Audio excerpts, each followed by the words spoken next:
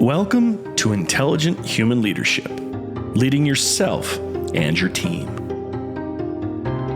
Do you ever find yourself grappling with a lack of confidence in your team?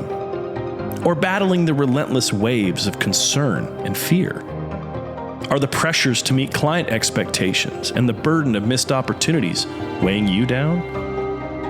On this podcast, you'll discover the strategies and insights that will reignite your team's morale and help you find the harmony and knowledge you seek to propel your business forward. Here, we explore innovative ways to reignite your creative spirit and achieve greatness, empowering you to lead with intelligence, compassion, and resilience. If you're ready to dive deep into your core of leadership challenges and be guided toward success, here's your host, founder of Steward Your Business, David Carr. Here we are, everybody, back for another week of the Intelligent Human Leadership Podcast. I'm so glad to have you guys once again, and I'm going to share some insights that I got recently. I just got back from a cruise, which was a lot of fun, out of Miami into the Bahamas as part of the Giant Leadership Guide gathering. It's an annual event that we do, and this was our first cruise last week. I've adjusted to coming back here to California on the West Coast, and I wanted to bring to you direct conversations that we had that as guides, we want to be the healthiest leaders in the room ourselves in coaching and helping you as you're coming in and listening to the podcast today. And I want to get right into it in what are the rules that you live by. When I say rules of life, what are the prohibitions and the inhibitions that you have in your life on a day-to-day basis? I'm going to break it down for you. Maybe you haven't thought about it in this way before. We all know about the laws of the land, if you will, speeding and you know, there's certain laws that we all live by. Those are generally speaking prohibitions, what we can't do. But inhibitions are going to be where we're going to really dive into this podcast. Those inhibitions are your limiting beliefs. They're your internal. They're not external, but they're internal. Those prohibitions, like I mentioned before, are those external rules or expectations.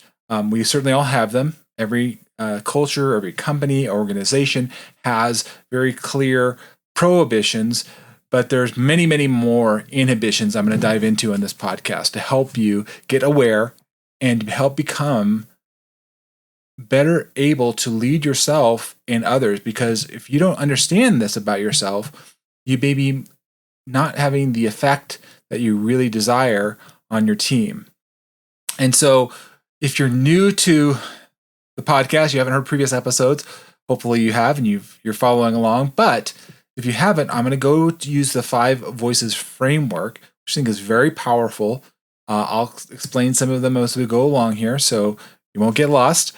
But there are 5 archetypes, if you will, voices. There are a primary voice that we all lead with, and then there's kind of flavors, if you will, or variations on that. And so understanding where do you naturally fall, you're going to have likely common inhibitions with others that have that same voice, that same leadership style as you do. And if you don't know that, you're going to have some blind spots. So what we're going to do today on the podcast is help remove some of those blind spots, help you become more aware and more effective in the way you're leading. So I'll just throw a couple questions for you as we get in here is, how do your internal inhibitions hold yourself or other leaders back from maximizing their leadership potential? So it may not just be you, it could be others in your organization. How do the external prohibitions shape or limit leadership behaviors? Sometimes they're good, not always. We have to evaluate those. What's working, what is not working? What are the unique challenges that you face in the workplace when you understand this 5 voices framework? So once you start to understand this, it really unlocks quite an understanding about how I communicate and how others communicate and how I may be possibly undermining my influence on others. So I want to get into the distinction of the inhibition and prohibition. Prohibition is that external limitations or rules set out by organizations, culture, team dynamics, industry norms that limit how leaders express or lead themselves. Now, you may say there's a lot of them, but when you really take the time to think about it, there are big overarching ones likely, but there's not a lot of little tiny ones just because it would be overwhelming to try and write all those things down. And so this is why we have lawyers and judges and people that are arguing what the intent of the law, how it was written, did it get all that? Because there's a lot of nuances there. So prohibitions, like I use the example of speeding, are very clear. Here, if you go past this, then you're out. If you go over budget in your project, there's a prohibition there, or at least it's like we don't want you to go over budget. So that's our prohibition. Make sure you work your projects, manage your clients well, manage your team well. The inhibition is really the self-imposed rule that holds you back. It's possibly tied to fear, scarcity, past experiences, possibly even need for validation. And so I want you to consider on the podcast here where you may be having more inhibitions than you are prohibitions. And I want you to look critically at the rules that you live by, because they may not be serving you well. And this interplay is going to, again, affect your ability to scale, to grow yourself, and of course your team as well. I've seen this firsthand working in the environmental consulting field for years. I saw self-imposed inhibitions that affected the team. I saw prohibitions that, again, these can be good and they can be bad. Depends. You have to evaluate what is working and what's not working when you're living by these things. I've been reading a book recently called 10x is better than 2x. And there's a way of unlocking our minds and our way of thinking when we start to do an analysis of why we live the way we live, what are the rules that we want to abide by or not. And we maybe have made an internal agreement with ourselves to live by certain rules, but they're no longer serving us. So I'll give you guys some examples here on the podcast today where we go through some examples of inhibition and prohibition on these different voices. And again, if you're not familiar with the 5 voices, you can go back to previous episodes where we've covered this on multiple fronts, but I'm going to give you a high-level overview and see if this fits on for you. So oftentimes I work with a lot of what I call pioneers. And pioneers are just amazing visionaries, and they have a strategic way of kind of orienting themselves. They can see the future. But one way I find that pioneers can struggle in this discussion of inhibition is that they might inhibit some vulnerability.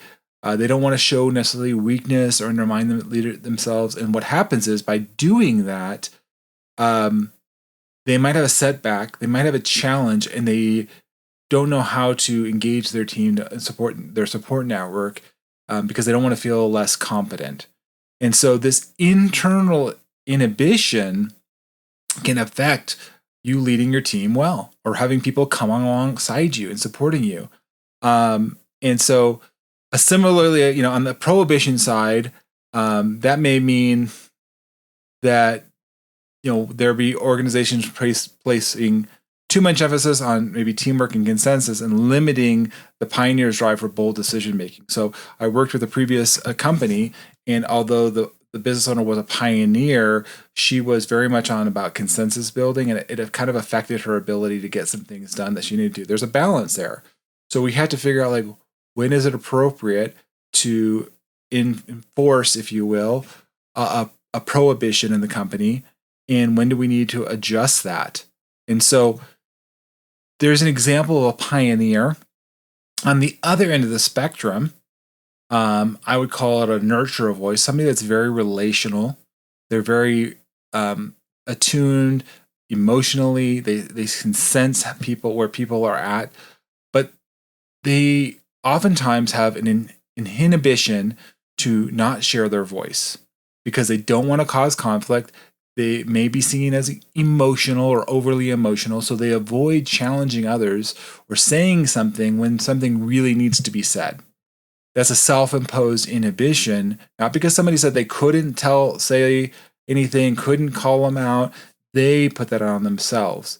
And so as the nurturer sees this team dynamic, they don't want to harm the productivity, but what happens is it actually affects the productivity and the culture ultimately. If they see unhealthy behaviors, if they see things that really are not right, but they're like so focused on relational harmony, but it's at the expense, unfortunately, of some other folks or getting the work done in an effective manner.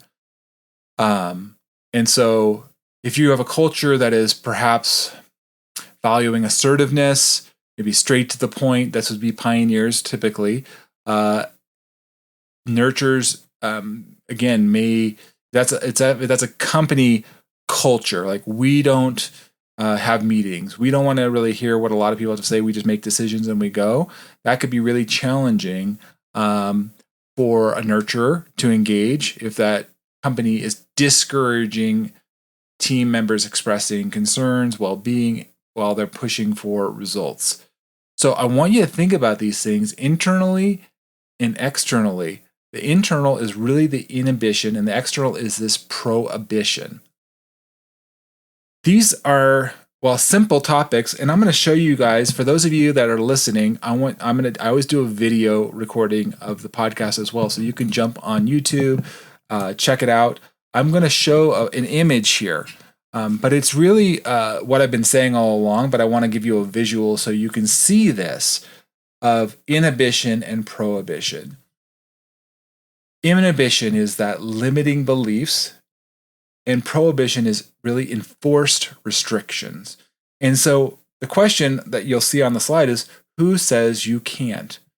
Most of the time, it's us. It's me. I'm saying I can't. I'm providing the limiting belief or the scarcity. I'm providing the inhibition. It isn't somebody else externally. It's me. Now, you may think it is somebody else, but I want to challenge you to really evaluate that. Is that a kind of a written rule? Is that something that's really clearly stated in the organization or wherever you're working or participating in? Or is it something that prohibition maybe just kind of be floating out there, or is it really more internal on yourself? As you understand this about yourself, you can apply this more effectively. Number one, to yourself, and of course, your team. If you know you're a voice, like I'm a connector voice, and one of the challenges I have from in my inhibitions of as a connector, I want to have a connection. It's in the name, but I don't want to face rejection. But the reality is, rejection is a part of life. You're going to have to face rejection at some point, many times. And so if I don't embrace that and understand that, I can do damage. And I personally have had to learn how to move away from passive and passive aggressive behaviors that didn't serve me, hurt my team, hurt my family, because I wasn't self-aware. Now I've moved to a place where I'm much more assertive, clearer, and continue to move in that direction with leading myself and my teams. And so, again, if you understand this, if you're not a connector, that's fine. You may be one of the other voices, creative or guardian, for example, but you'll know, hey, I recognize this person's holding back, or when there may be a self-imposed inhibition there. And so you can challenge them in a good way is, hey, is this something that you're thinking? Why are you thinking out of this way? And so I want to get into a little deeper into the impact of these inhibitions and prohibitions on your leadership. How holding back can prevent you from reaching your full potential, and leave important decisions unmade. Really, it's a decision. By default, you've not made a decision, and that is your decision. That's not the way to live. I say you want to live a life by design, not default. So you can be very clear on, I'm making this decision, and this is the direction I want to go. These self-imposed limitations, like fear of failure or rejection as a connector, can really create tension within you as a leader and the team performance. One of the things we do through Steward Your Business and Steward Yourself is we can look and do a team performance assessment in all areas and see where are we having breakdowns, where might there be more inhibitions than there are prohibitions. Oftentimes, I find with business owners, they're like, "Yeah, I'm not saying they can't do this or go there or make this happen." That's something they put on themselves, and it's affecting production or production capacity within your organization. So it's really important that we evaluate this so that we can then make the changes and have the more lasting positive outcomes. We also look at the impact of, like I said, prohibitions as well. If you may be feeling boxed in or suppressed, that could leave the team potential untapped. And some examples of prohibitions may affect creativity, building community, or making some strategic directions across the different voices. So I would say, though, if you have to pick between the two, the more resonating impact is going to be on the inhibitions. You can certainly look at the prohibitions, and they're going to be valuable. And if you're feeling stuck, I'd say start at those and look at what you have. Look at your prohibitions. You're probably not going to have as many as you think you do, at least not written and very, very clearly set out. You may have them unwritten, or they may be out there, but it's not clear to the team. Is this truly a prohibition? It's more likely they're dealing with an inhibition. So how do we break free and move beyond these inhibitions and prohibitions? Why I do this podcast and come to you every week is I want to empower you, not just give you more knowledge, but to take what you're learning and apply it. Whether you're a director, whether you're the owner of a company, or you're leading a small team, the goal here is that you're going to be more effective and healthy in being a leader. That's purely what it's about. And I've learned that this spills over not only in your business, but it will cascade into your marriage, relationship with your children. Honestly, even if you look at these things, what are the rules that you live by of how you take care of your body? How do you, again, run with your finances? This goes across multiple domains, even maybe your spiritual life. So I want to encourage you. Yes, we're always focusing on stewarding your business here first. That's the kind of focus, but really this is applied holistically throughout many aspects of life, which I've learned. And I've talked about this in the previous episodes of the podcast. You can go back, I think, to the second or third episode where I talked about some inhibitions and challenges and crises I faced as a husband and an entrepreneur that I needed to deal with. And a lot of it was, again, self-imposed inhibitions. I didn't understand it at the time. And I've taken years of working through mindset and understanding to get free of that. To create the new stories, the new dynamics. And you've heard of that in my previous episodes about stacking and using that desired outcome. So this is where we're going to get. I want to break it down for you on the podcast so that you have a walk away for any one of the voices. And I'll start with the nurturers, because the nurturers are typically the quietest. And one of the ways, both in an organization and you yourself, can help break free of inhibition and prohibition is that share your insights early in the discussion process. Make sure you're heard. Recognize that your voice is valuable. You're important. Recognize that, because sometimes people minimize themselves. They diminish their contributions. They don't feel that they're the valued participant in the organization. So I want to encourage you, value yourself, and recognize that your impact to help the team, help your family, is when you're given the opportunity to speak, or look for the opportunity to speak up first. So if you've got strong voices that are typically going to go first, you have something valuable to say before you speak, and I want to hear what you have to say, because nurturers always do. I would like to provide my insights. Would you be willing to listen and hear me out? This is a huge one for nurturers. If you're a creative, that's a person that's very open-ended. They love to try. They're innovative.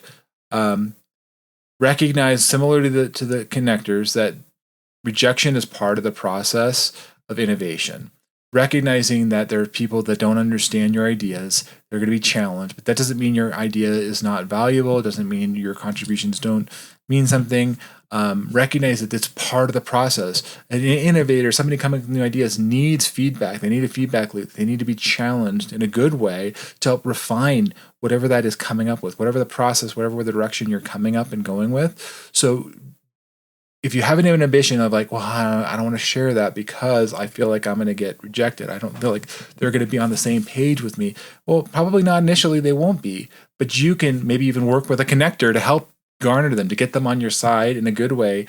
And so recognize where you may have this self-imposed inhibition in sharing with others. For guardians, those are the folks that are really focused on due diligence, risk assessment, recognizing that there's a balance between efficiency and relational engagement. I found, and I've worked with people that are very focused on processes, steps. It's very good, and so their inhibition is like, we just got to follow the steps. We got to follow the process, and if we don't follow the process, there's going to be a problem, and that can be. But I want you to look and see if that inhibition is really serving you and your team best. If you're getting to all about efficiency and you lose the relational engagement and the dynamic, you may lose in the end because you don't have people that are engaged fully in what you're trying to create, the process. They may leave. They may become less productive or disengaged because they just don't feel the connection with what you're trying to do. Don't sacrifice the team dynamics in your inhibitions to adjust, to be flexible. For connectors, somebody like me, it's a challenge to bring constructive support. Sometimes what happens, I've noticed in inhibition, is that I was so positive and looking at some things, like I didn't want to face the reality that there was going to be some real challenge here, or maybe I didn't even realize it at the time, because this is about being aware, understanding ourselves, to lead ourselves. But I didn't realize I needed to bring enough challenge with the support I was offering. I was very positive. I could do these things, and I realized I inhibited myself from bringing challenge to people, to bringing a more critical eye, and it undermined my ability to get some projects and some big initiatives done. And so if you don't aware of these things, what's going to happen is it's going to undermine your effectiveness. Finally, I want to bring up the pioneers. The pioneers benefit from will benefit from building that emotional intelligence into the leadership style. And so if you're inhibiting yourself, like, I can't feel that, I don't want to share that, it's not my normal way of being, just recognize that's an inhibition. And there'll be a time and a place where you can really engage your team and open up and be vulnerable, and again, have that lasting impact as a leader.